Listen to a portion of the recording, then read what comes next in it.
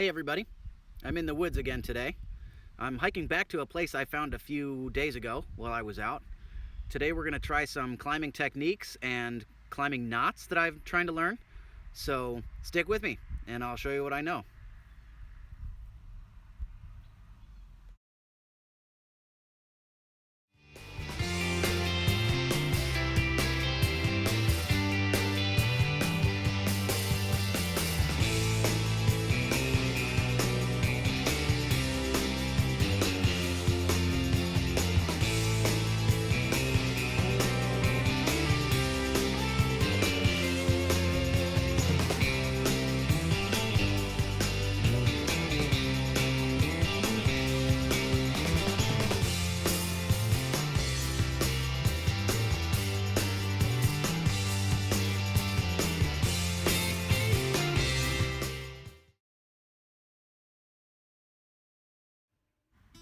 Alright, first thing we're going to do is tie a Swiss seat, like I've shown in a previous video.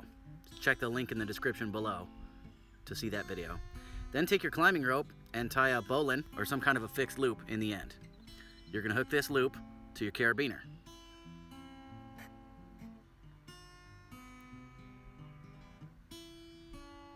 That line goes up to a center point like a pulley or a friction saver, and on the line that comes back down we're going to tie a friction hitch using a prusik loop. We're going to make 1, 2, 3, 4 wraps on a prusik loop and connect the carabiner to both ends.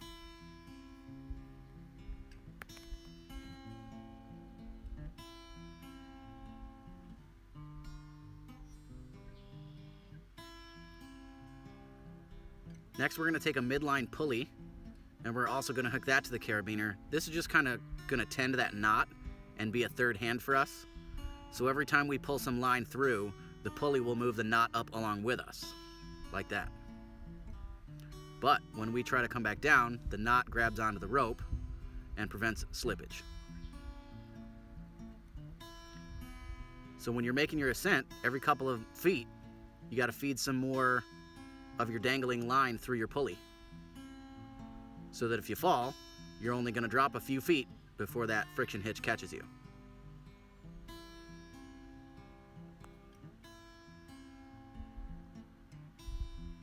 Remember, as a safety note, always maintain 3 points of contact, 2 feet in one hand, or 2 hands in 1 foot.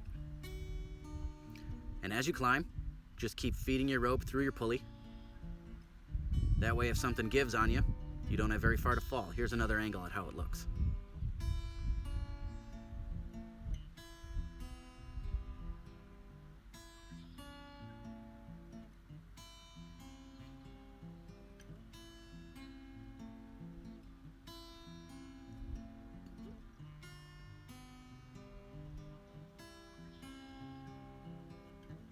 Every time you take a couple steps, you feed a little bit more through, so it keeps tension between you and your anchor point up above.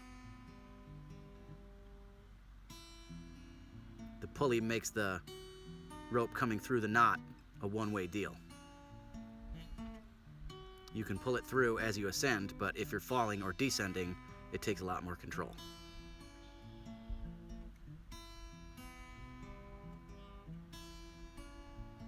Just got to remember to keep it out of your way too, so you don't get tangled up.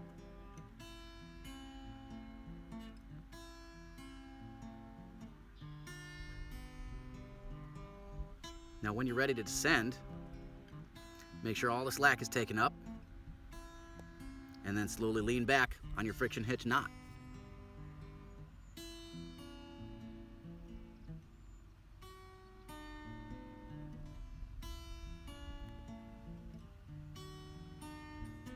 This should be able to support your weight no problem, so kick out to make sure that you are in fact hanging on your knot and your line.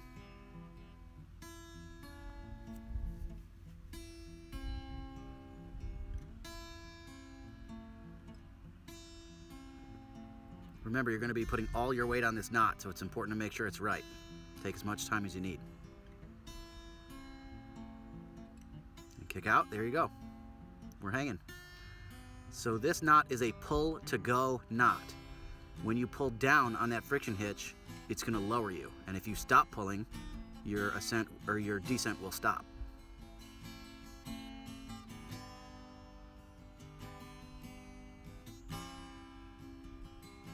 If you need to make any adjustments, make sure you got 3 points of contact, take your weight off the line, and adjust as necessary.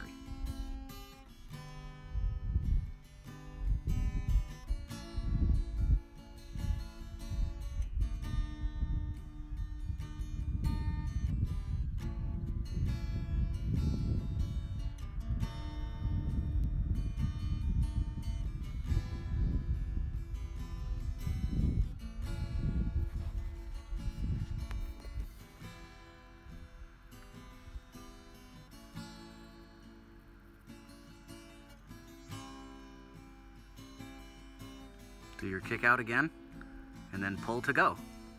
You should be able to pull down on your friction hitch, and it'll feed some line through. And then as you release that pulling pressure, the line will slow down and stop. It's like an auto brake almost.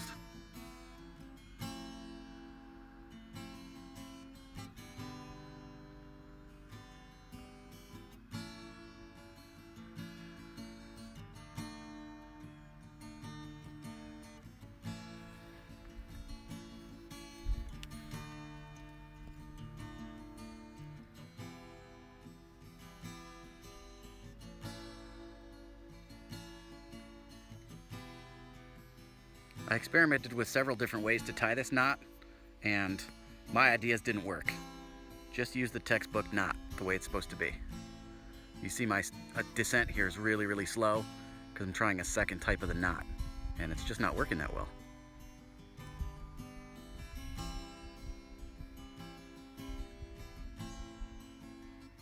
So here's another look at how that should be. There's your friction hitch, your pulley, do your kick out, and it's a pull to go. The harder you pull it, the faster you'll descend.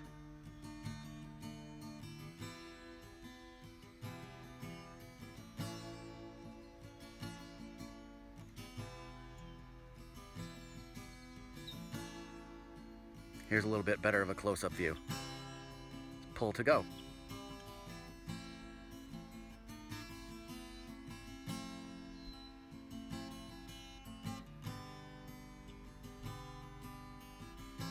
Pull and go. Pull and go. Pull and go.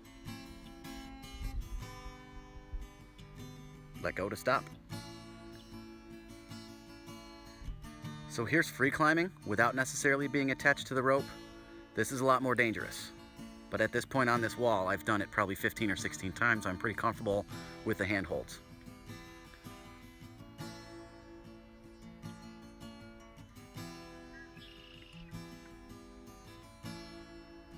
The reason I'm doing this is because I'm going to demonstrate an alternate way to get down, which is more of a military rappel instead of a climbing descent. And I can't be clipped onto the line while I'm doing that. The line won't auto feed while I'm climbing up. So here's what a rappel looks like. Make sure not to be tangled up. Keep your line where it's supposed to be. Keep one end of the small of your back. The other around part of you in front is fed through the carabiner. Kick out. Your right hand in this case is your brake hand. Your left hand is a guide hand. And every time you kick out, you let some line through by moving your hand away from the small of your back. The farther into the small of your back your hand is, the slower you'll go. Here's another view. Small of the back, guide hand, kick out, and then begin your descent or your rappel.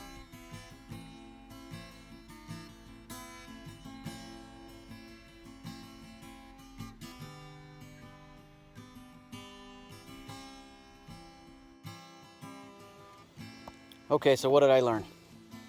First of all, bring a buddy with you. I didn't realize till I was done that I'd been out here by myself this whole time. And if I'd fallen and really gotten hurt, there'd have been nobody around to render any kind of aid. I mean, I've got my phone and I can call for help, but who really knows how far away that is? So Big mistake on my part. We'll call that a learning exercise. Luckily, nothing bad happened. Number 2, oh my God, my abs. Holy cow, you got to be in good shape to do this. If you're going to do it more than for just a few minutes or more than for just an emergency scenario, you got to be in really good shape. I thought I was in reasonably good shape from all the outdoor stuff that I do, but holy cow, my abs and my arms are killing me right now. Just muscle groups I haven't worked in a long time. Number 3, the correct knot matters. I tried the knot that I was looking for, and I tried a couple of different variations of tying it, and when I tied it wrong, it didn't work as well. I didn't film that stuff. I did most of that on the ground just to check, but this was a big deal. If you get up there and you don't know what you're doing, and you tie the wrong knot, it could kill you. So know your knots. That's important. Number 4, the rope you use matters. I've got like a $15 Home Depot rope, and for most things, it's okay. But it does not flow through my carabiner the way it's supposed to. It bunches up. It does not flow through that pulley the way it's supposed to. It bunches up. So what your rope is made of matters, and how it's made matters. So if it doesn't say climbing rope, chances are good you're going to get a crappy result. And I guess right along with that, number 5, the rest of your equipment matters. My carabiners are pretty good. 2 of them I got literally from the Army. 1 I bought on my own. They're all load bearing. They all have a nice high, what's it called? A nice high kilonewton number. The trouble is, the sling that I'm using, the harness that I'm using, is just a piece of rope. And in a pinch, that'll do. This is what we call a field expedient method of making a harness. But if you're going to do this as a hobby, or as a pastime, or as a profession, for God's sakes, buy a harness. This thing will work in a pinch, like I said, but I probably did 30 climbs and descents today on and off camera, and this rope is cutting into me. Strap webbing would be much better. So I imagine if your rope matters that much and all the rest of your harness equipment matters that much, all of it matters. Helmet, footwear, gloves, chalk. When it comes to a pastime where you're literally risking your life, I think there's no expense too high to make sure that you stay safe and stay comfortable. So that's what I learned today. All right, everybody, so that's it for the climb. I hope you liked what you saw, and I hope you learned something. If you did, please give me a like, a share, and a subscribe. And give me a comment. Let me know what you'd like to see me do next. I'd like to hear from my YouTube community. So leave me a comment, and I'll see what I can do. Thanks for watching.